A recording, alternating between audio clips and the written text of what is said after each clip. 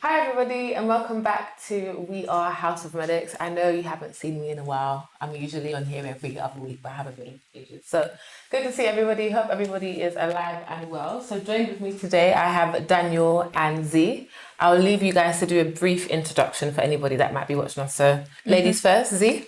I am Azeezat, you can call me Z, and I am a third year medical student and also a content creator. I'm happy to be here today. Awesome. Thank you. Hi, I'm Daniel. I am a second year medical student, well, going into my third year now. I go to Swansea University, I study graduate medicine there, and I'm also a DJ. Nice. So you're in third year. So I Going into- intermediate for a year, Okay. so I'm going into third year just like you. Okay. Yeah. So just so you guys are aware, I know nothing medical at all, which is why I'm the person that hosts, because let's say there might be some people that want to go into studying medicine and they don't know all the lingo that you guys use. That's also me. I don't have a clue. So if I ask you what do certain things mean, it's because I don't. I genuinely don't know. Okay, fair. Okay, awesome. Yeah. Cool. So you're in third year, you said, so you took a Going gap into year. third year. So Okay. after second year, I took a gap year for a year. Okay. I'm going into third year in September. Okay, can I ask why you took a gap year? It's a lot of reasons. Yeah. Firstly, my mental health, I was really stressed. Physical health, I was a bit unwell. Finance, I'm self-funding my degree. Oh, wow. And Is that a normal thing amongst medics? no, it's No. not. No, It's very not. much so. I'm self-funding because I'm doing medicine as a second degree, and I'm also an EU student.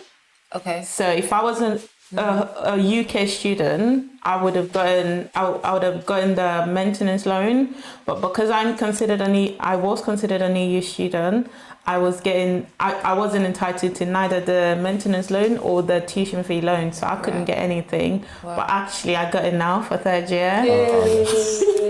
I got a maintenance loan. Congratulations. Thank you. I got a maintenance loan now from third year onwards. But for the first 2 years, I've had to self-fund and pay for both my tuition fee and my maintenance loan, which is quite a lot of money for somebody that wasn't able to work. Yeah. So I was financially exhausted, and I just had to take a year out to save up some money. So I've had a whole year to save up the rest of my tuition fee, That's so not good. even knowing that I was going to get the maintenance loan. And then I got the maintenance loan, which is now a plus on the side. But yeah, I needed that break, and I'm so glad I took it. I was just gonna say, are you glad that you took I am it? so glad. I've gotten so much done in the past 1 year that literally I would say my life has transformed so much in just a year.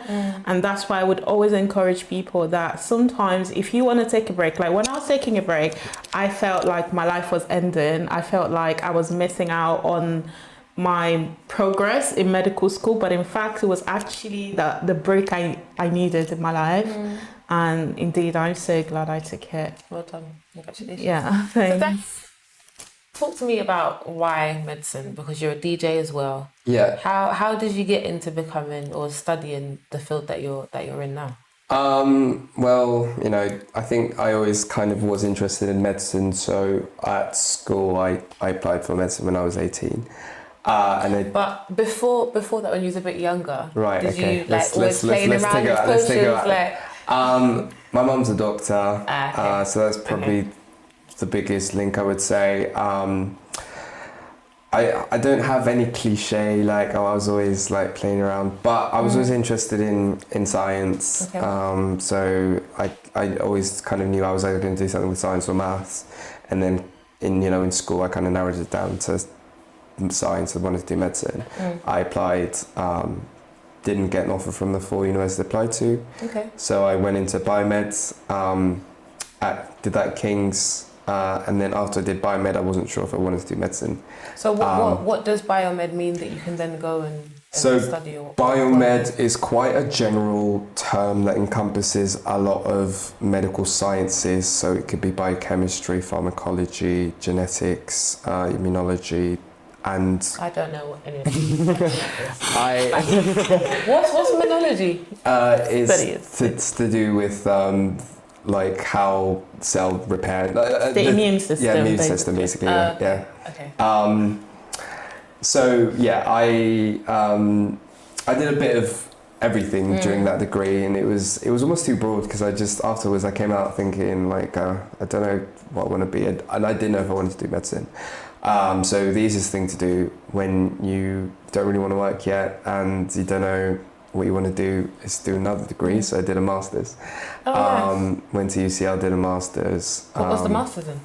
Performing arts medicine, and I say that, and no one ever knows what that means. You're gonna have art. Yeah, no one ever knows what that means. So like the thing I always compare it to is like sports medicine. So it's basically sports medicine, except instead of focusing on athletes, I'll focus on performers, so actors, dancers, singers, musicians, and issues with their health. And it was quite, it's a very niche degree. It's quite a new degree at UCL. And it was something I was interested in because I had, growing up, I did like musical theatre, I did singing, obviously I'm a DJ as well. You're a DJ, you sing, you're an actor. Well, not an actor, but... Do you know, to be a sports medic, you have to actually study medicine, don't you? No, you just have to have had, to do it as a master's, right? You just have to have, it depends. There are different universities have different requirements. A lot of them will state that you need to have some interest and also some work experience within the field, because within sports medicine you don't have to then go on to be a sports doctor, for example. You could, because you could be a physio, or you could work in research. There's quite a large scope for what you could do. But after I finished my degree, I was kind of like, and we had quite a lot of patient contacts within the degree. So after that, I was kind of like, okay, no, I actually do want to do medicine. Okay, so you knew after that, that's after I did my master's, I was like, okay, I mean, spend a lot of money on a master's probably not the best way to get to that decision. But I was like, after I was like, yeah, I want to do this. But at least you knew after. Yeah. And then, but then at the same time, I was kind of like exhausted, like studying for 4 years. So I was like, okay, I'll work for a year and then apply for medicine. And so I did that, and I didn't get in first time. I applied as a postgrad. I did the GAMSAT, which is an exam. So there were several medical school exams. You have the BMAT, which is like UCL, Cambridge, Oxford, which I did when I was 18. And then the UCAT, which is most unis. And then you've got the GAMSAT, which is a graduate aptitude test for some universities. Okay. And it's like 6-hour exam, very mentally draining. Jeez, yeah. But, it's I think the good thing about the GAMSAT, and the brutal thing in a sense as well, is if you do well on it, a lot of the universities that accept GAMSAT, they have a cut-off, and if you get the cut-off, you'll get an interview, and it doesn't really matter if you maybe don't have as much work experience as someone else, or you don't, your application in other areas was weaker, you will get an interview if you've got the cut-off, and if you don't, then you won't. Right. Okay, so that's good for any of our people that are studying or want to go into medicine. Yeah. So pay attention. So, I got interviews first time round, didn't get an offer. The second time round, got 2 offers, and now I'm at Swansea.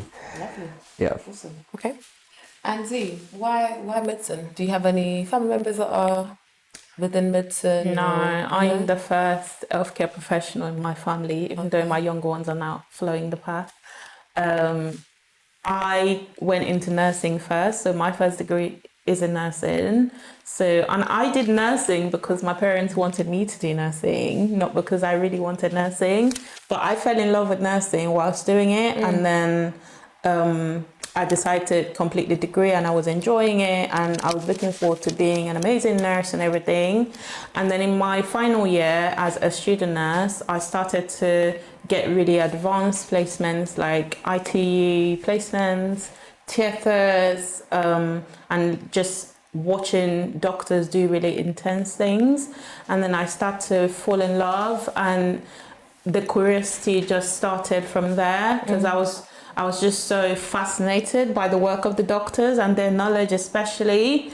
And then I decided and I was quite young, I qualified as a nurse at 21. And then I felt like I had the time, I had the opportunity. And then I thought to, if you can dream it, you can do it. Basically, I thought to do what the doctors are doing and go to university again to get the knowledge that the doctors have. And pretty much that's how I got into medicine. I just developed the interest from watching doctors, and since then the passion has just continued to grow. And are your parents like happy that you're within this field? Yeah, they are. To be honest, my parents, and they're not bothered, that they're happy that I have a degree and I have a job. To be honest, to them, they think I was good where I was, but they're also very proud that I'm doing medicine now. Indeed. Thank you. So, Yeah. as you're both students, and we do also have a lot of students always tuned in and watching, can you guys tell us about your medical study journey? So, first year, what are the pros and cons? What are key things to look out for? Things like maybe making a group of friends. Is that something that you guys would say to do, or have one person that you always study with? What's the best thing that you guys would say you've taken from like year 1 and then 2, and you're going into third year? I would say for year 1, is to understand that that's the year that you'd actually transition into being a medical student, and nothing can prepare you for what's to come, because in your very first exam, perhaps before the first 3 months of med school, you start to realize what you've gotten yourself into. But the most important thing is to focus on why you're there. When it comes to friends, I've noticed that people that have a lot of friends in med school, they get distracted with friends, dramas, or social activities. I feel like med school is not the place for friends. But you do want you to also feel, focus. because obviously I've spoken to quite a lot of people that study. Some of them had said that, like, you know, their mental health kind of goes down because they're just focusing on work and studying. So how do you also balance? I would say have lifestyle? friends. I would encourage people to have more friends outside of medicine than actually being friends with your classmates. But obviously, if you make friends with your classmates, it's probably fair. I have lots of friends in my class, but when I say friends, I mean like really close friends. But I would socialize with my friends outside of medicine. And I agree with you, it's important to socialize because med school is mentally exhausting. But what I'm trying to say is, like, I've seen other med students that would literally go everywhere with friends in med school, that they literally can't do anything by themselves. And I don't think that's very much beneficial. I feel like you need to focus, even from the very first month. Do you agree? Yeah, I think maybe my experience, to be honest, you are basically a postgrad student and studying undergrad, but I think, you know, postgrad courses are slightly different in the sense that, you know, first of all, they're 4 years. So it's maybe a little bit more content per year because you have less years to study it in. So, you know, every year kind of counts a bit more, I'd say.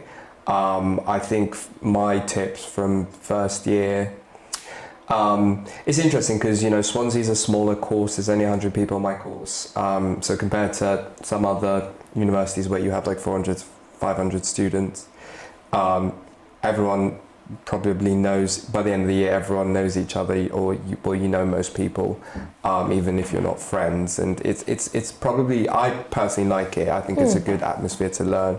You know more of the clinicians as well because there's less people, so like logically there's more kind of one-on-one contact with like clinicians and stuff. So I think that was conducive for me. And then I think we've come out of an interesting period with like COVID, and you know, for a lot of my first year I was quite isolated because I was living in a flat on my own. And How did you find that when you was at mid school? it was interesting.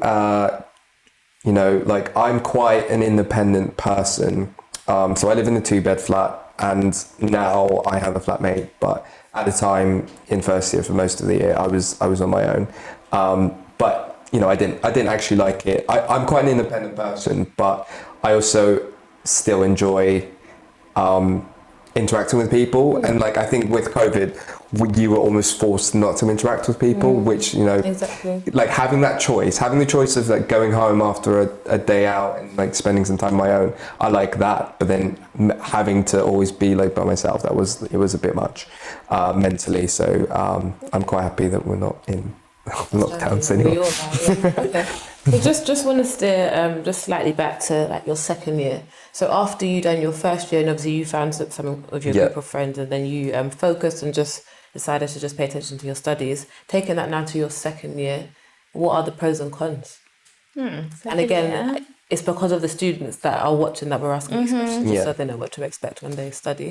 Second year on the undergraduate course, particularly my uni at Brighton, is one of the worst years Oh, wow. of the entire medical degree. And that's because you have to, I don't know about your degree, because you have to transition from preclinical to clinical. So they're trying to make sure that by the end of second year... What's preclinical? So preclinical is where you're focused on more academic stuff, which is you're going to lectures and study for like 90% of the time, and you just have 10% patient contact. And clinical is where you start to do, basically so the you're opposite. basically more with patients. And it's like 10% coursework and all that stuff. But they're trying to make sure that by the end of your second year, you pretty much know all of the human body system. You know, they just want you to know so much within a short space of time. You have to learn the whole human body system in a year. No, so you start from first year, but by the end of second year, they're trying to make sure that they're closing it, like you know everything. Yeah. And they see you as a more advanced student, and they put a lot of pressure on you, and you study at level 6. I might be wrong, but I think because in first year you study at level 5 or level 4. Honestly, I can't remember these things. But you study at a more advanced level, and everything just gets a bit more intense. And second year was just hell. I couldn't continue after second year. I had to take a break. I was just gonna say, so how did you find it? No, at the end of second year, my mental health was gone. Listen, it was hard, and it was during COVID as well. But my uni didn't put that into consideration. Everything was just exactly the same as it would have been before COVID. The exams, nothing was cancelled. No shortcuts. You have to do the work, and it was hard. The whole entire world was ending, and my uni still wants me to study for 15 hours every day. That's crazy. But second year was hard, but then because you know that you're transitioning, and it gets a bit easier from third year, that just keeps you going. Because in third year you don't have to do so many lectures anymore, you don't have to go to uni as often anymore, and it's just nicer from third year. But how did you find second year? So second year for us is similar in a way, because we You said for us, you mean you and your group of friends? as in like but firstly my uni, that's what I mean.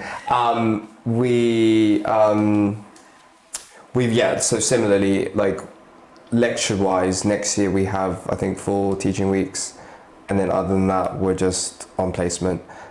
So like almost finishing all like the content. It's crazy to think that we've basically covered all content. All the systems. Now. So, and obviously, exams this year have been tough, and a lot of revision going into it. But I think, I don't know how you feel about it, but having done previous degrees, like there are things that I've heard of before, and it comes back a little bit quicker than it left. I think that's the advantage when you do a science first degree. I did nursing. It's not very scientific. It's more the communication skills are better. I think that's the advantage that you have of other students. But so but still, it's been a lot of hard work this year. So it's been interesting, interesting year, balancing all my commitments. Cool. So I'm going to go into another question that someone actually texted me.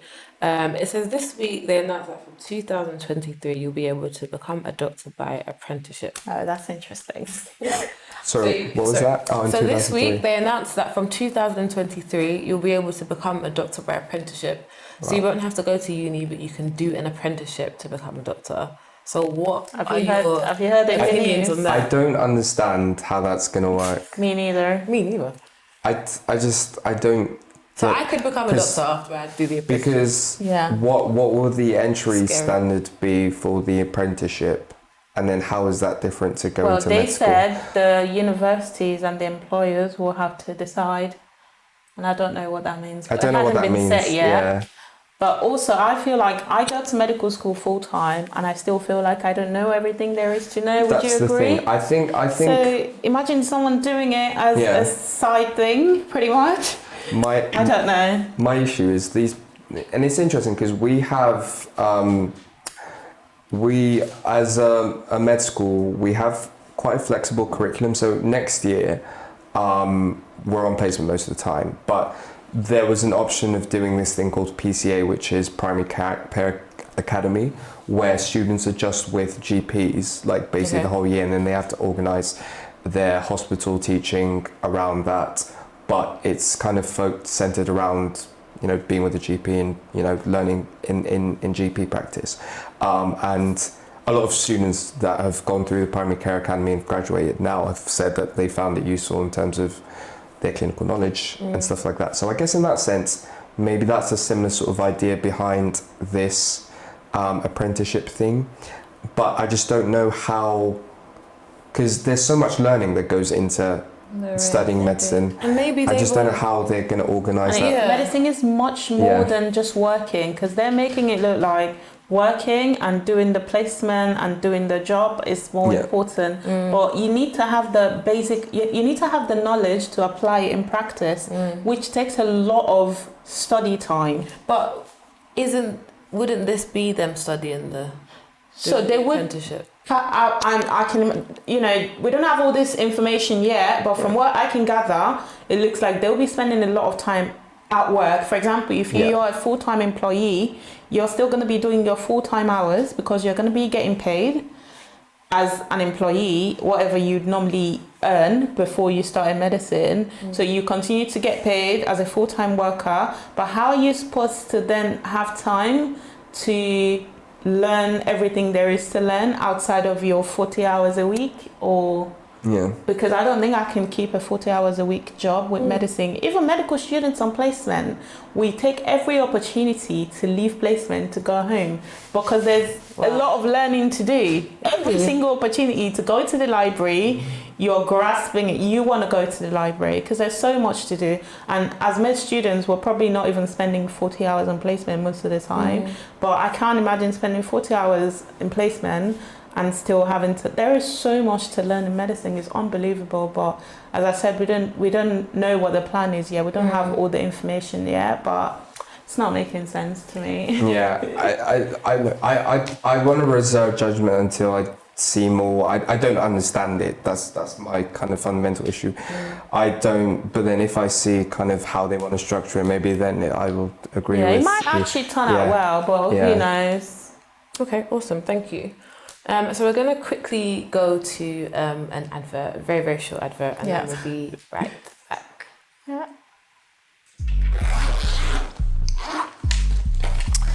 Okay, so in the kit, you've got your sutures here. And then this is the skin pad.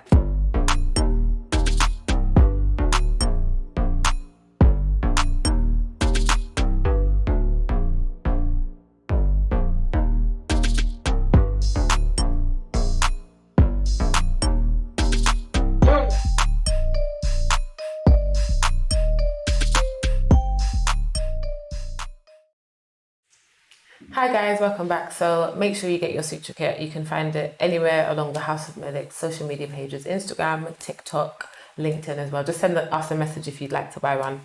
Okay, so Z, I heard you are a content creator. So talk to us about how you got into content creation.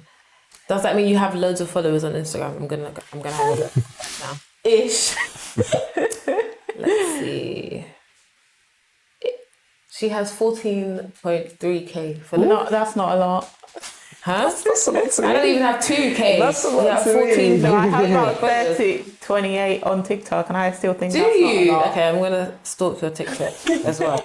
I think that's not a lot. So, did you purposely build a platform to like what? How did this happen? No, it just came out very naturally, and it all started where like I've always had my Instagram presence even before I went into medicine as a nursing student, and I literally just post random things like maybe I finished a term or I passed an exam, and then just once in a while, like once in 6 months, just for any special occasions in at uni, I would just post things, and then I noticed that people would come to my DM And when I started med school, I posted that as well. And then I realized that a lot of people were sending me DMs, asking me lots of questions. How did you do this?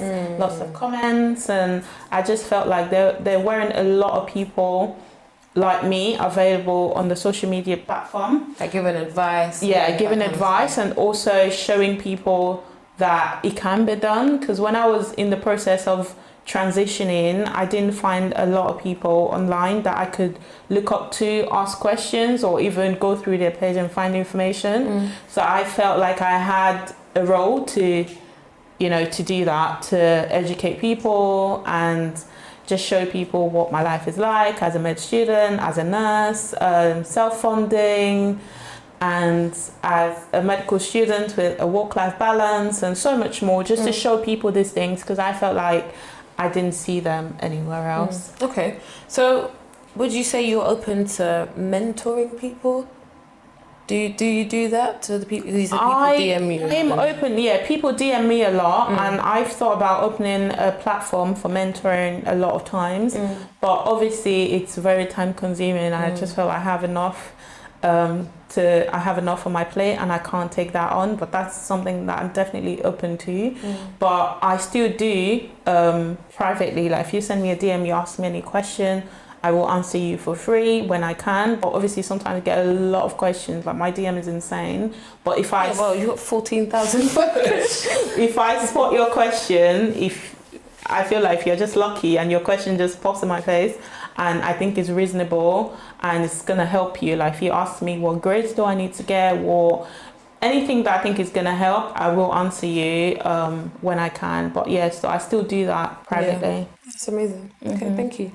Daniel, you're a DJ. Yeah. And you're a medical student. Yeah. Talk to me. Because when I hear that, I'm thinking about nightlife, partying and blah, blah, blah. So tell me how that happened. I think I was always big on music, to be honest. And what's your favourite genre? What, to play, to listen to? To listen to. Actually both, to play, listen to. It changes, it varies. I don't think I would like say I could pick one genre, but like, you know, some of my favorites, 80s soul, Afrobeats, I'm a piano at the moment, 2000s hip hop, R&B, garage, both to play and listen to. Like those are some of my faves. Yeah. Okay. But yeah, I think so I started DJing like properly like in venues like 5 years ago, and it kind of. So you were DJing before you became a medical student? Yeah. Oh wow. Yeah, this was my undergrad, my first degree. I started then. I was always like the guy at the parties that would be doing like the SoundCloud or like doing the mixing and stuff. And then that was like me kind of getting into it. And then I started messing about with like DJ apps. And then there was a time where a friend of mine who is a DJ, and she couldn't do a gig. She works for this other guy, she couldn't do a gig. And I knew him as well. So he was the DJ at our student bar. And she kind of referred me.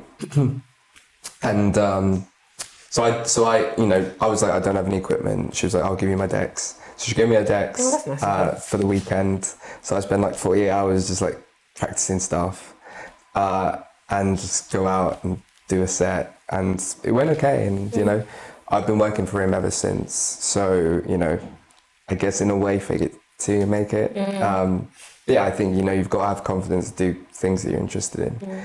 And I've progressed and, you know, I think I'm a much better DJ now than I was back then.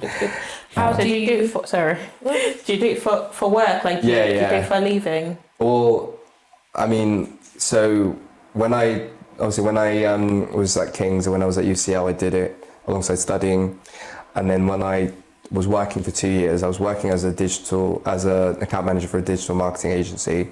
And I was, again, doing it on the side. I've always done DJing, like, aside to other things I'm doing. So it's I would call it an interest, and it's obviously an interest that I'm happy to get paid for, and, you know, I've become more proficient at, and, you know, keep kind of enhancing my skills, and I bought new decks, for example, and I'm always interested in like improving myself. But I think I'm like that with everything. So, Okay. yeah. Okay, thank you. So how do you balance, doing your DJ stuff and then studying as well?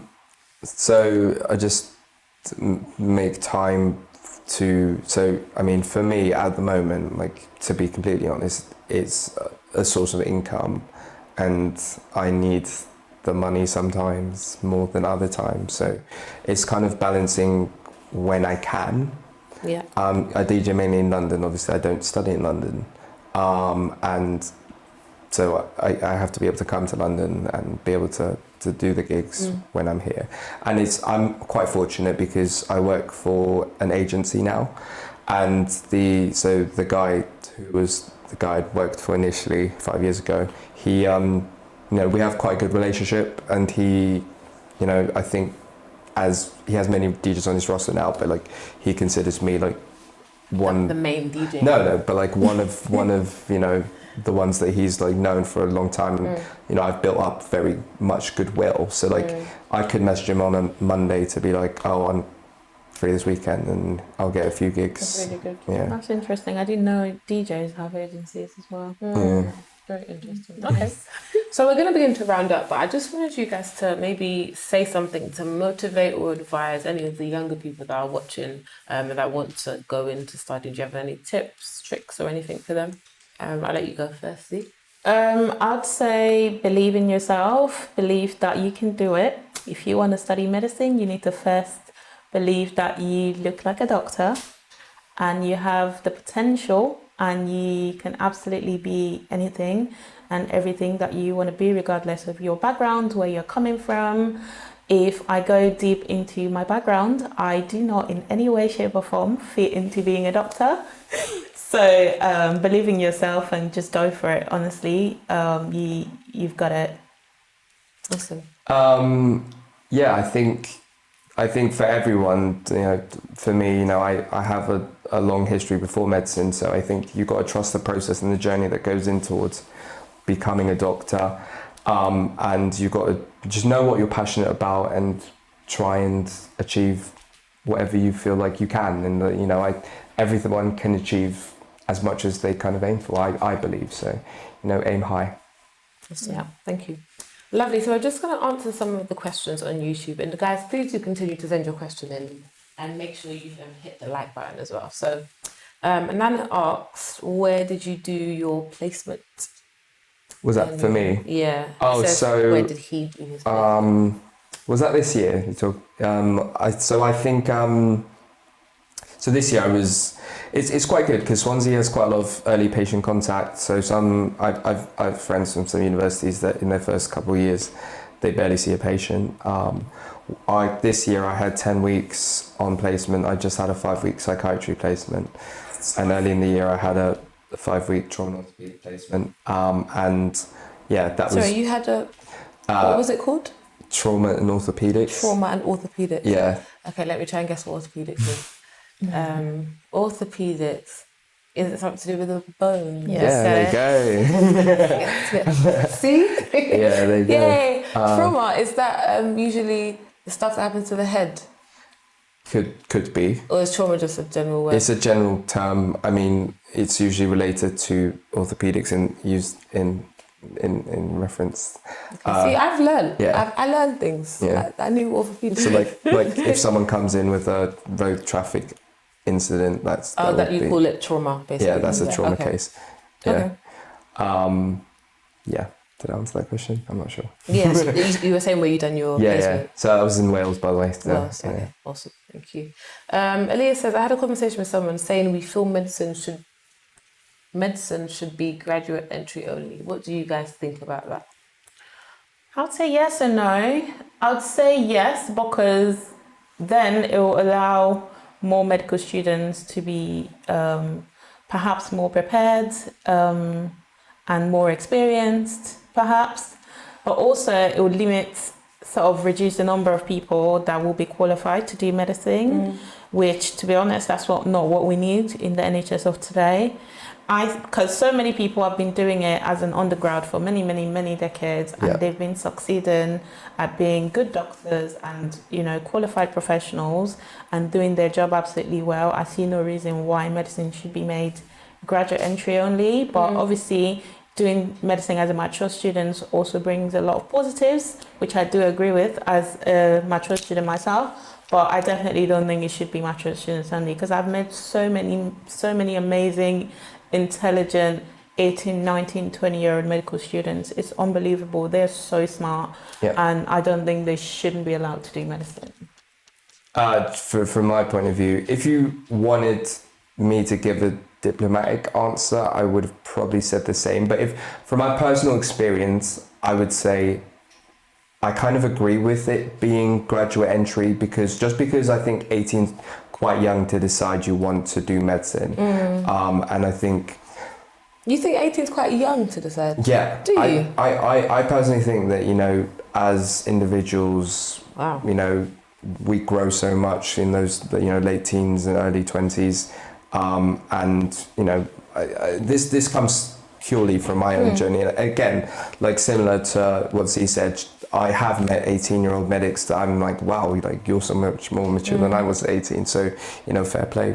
But then, you know, there's a lot of, I would say there's a lot of learning that goes before, and that should go before you are able to become a medic. And, you know, in America they have that where you have to do a degree before, and I think it's a system that isn't too horrible, but then, you know, the costs that go into that, and you've got to factor that in, and yeah, that's a lot. Yeah, it's not worth it. There was another question. Could you scroll up, please, Doc? That's okay. No, I've missed one. Sorry, I'm just trying to answer all of your questions on YouTube. That's okay. I'll go to the one that Dom has asked. Hey, Dom. Is working with an agency worth it in the long term? That would be for Daniel. Oh, that's interesting. And again, so I think in the long term, no, if I'm being completely honest. But look, it depends on your goals. This is like a similar question to asking, because like if you're not working with an agency, then obviously you have to go and do everything by yourself. And you know, if you like the you know, not having to sort out your own gigs and not having to, you know, put yourself out there and not potentially having to post any of your mixes and not having to do X, Y, and Z, then obviously working with an agency is good for you, and you know, you have that comfort. But it's that thing, you know, you're in that comfort zone, and if you want to take yourself out of the comfort zone, then there's obviously upsides, but there's also potential downsides if you don't manage to be successful. So you know, I think as an ambitious person, probably not, but I can see why someone might stay with an agency for long periods of time. Okay, thank you. I'm going to go into another question. Nana, that's not even a question, that's a statement. I'm going to read it. He said, I really love how the host starts by saying you know about medicine, but ends up defining a lot of medical concepts. Yes. Elliot said, would you change your route into medicine if you could? I would, definitely. Would you? Okay, fair enough. I would. Because the route that I've taken is very expensive, very time consuming. Because I didn't mention as well, after my first degree, I actually did a year of access to medicine, before going into 5 years of medicine. So that's 10 years of education in total. It's financially exhausting, it's time wasting. And I wish I'd gone into medicine straight away.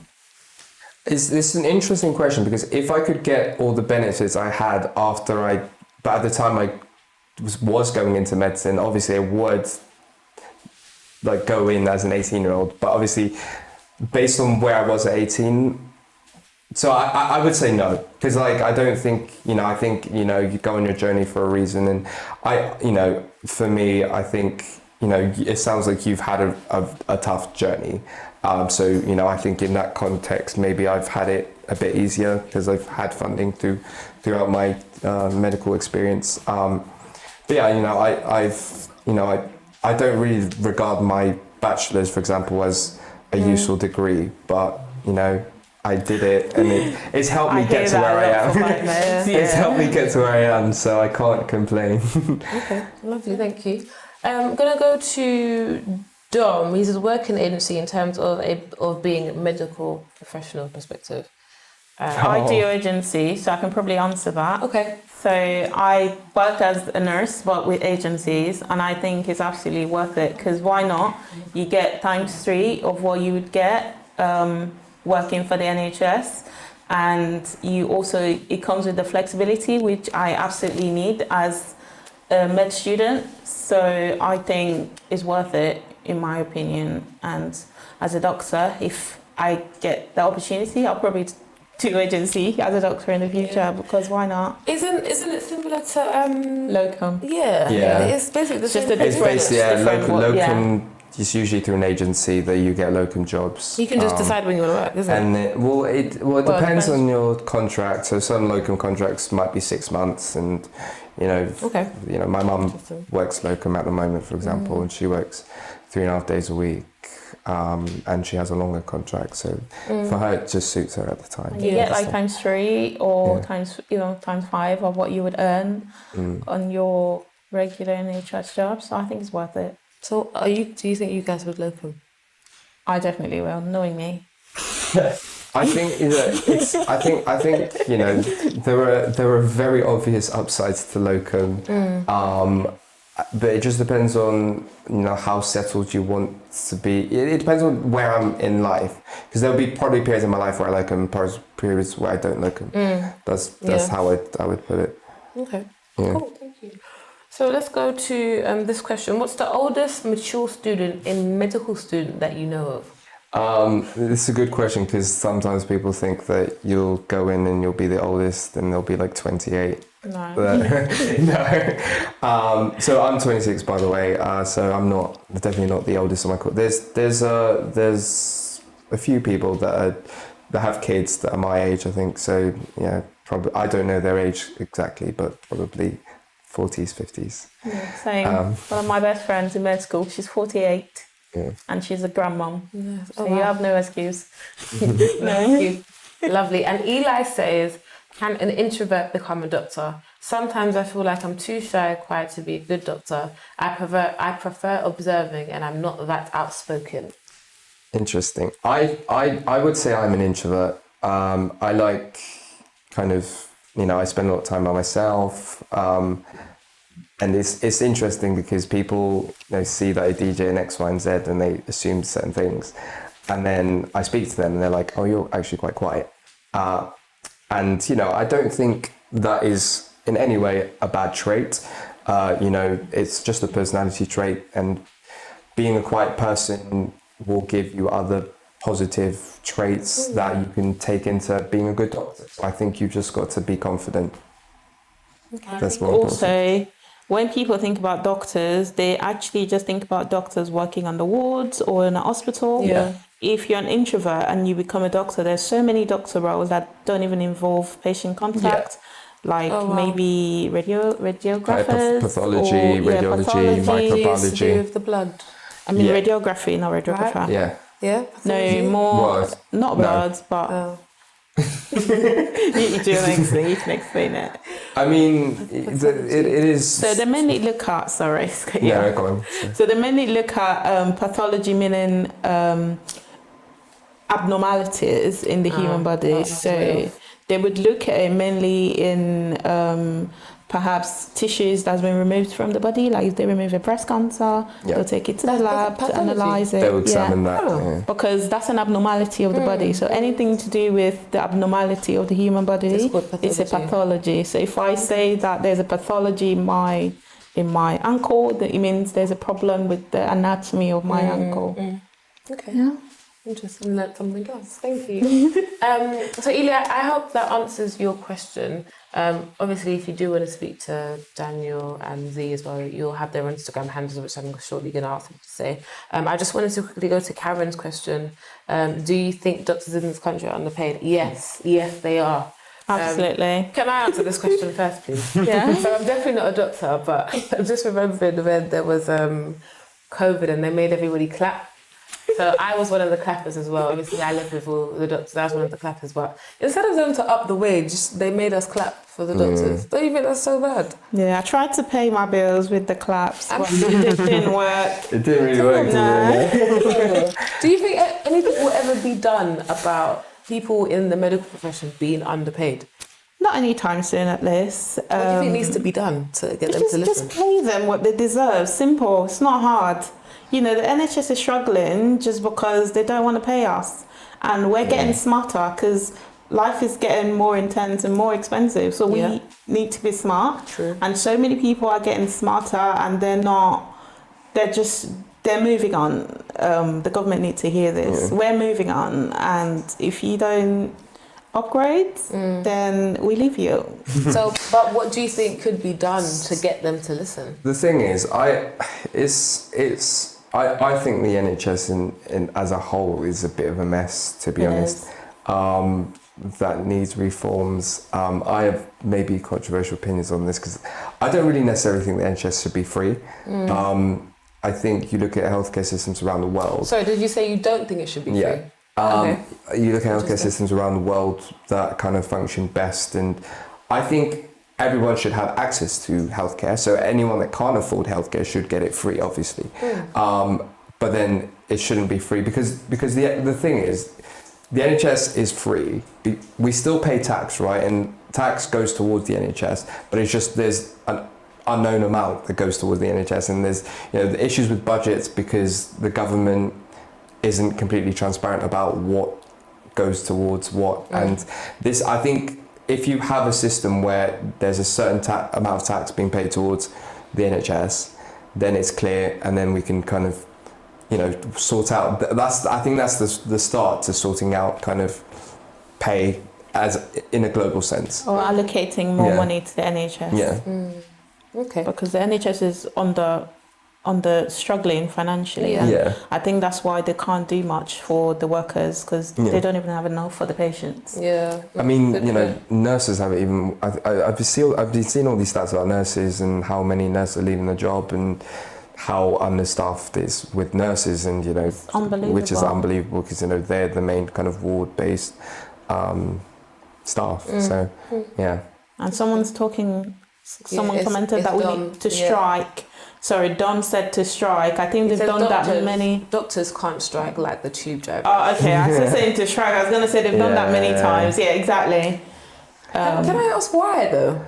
Why? So why I think within. Not that you should, by the way. But it's. I think it's more culturally. So like, obviously, as a doctor, you have this sense, and I do think it's right to an extent, a duty of care, right? Where beyond pay, your first priority should be caring for your patients. And I understand that, and I actually kind of agree with that.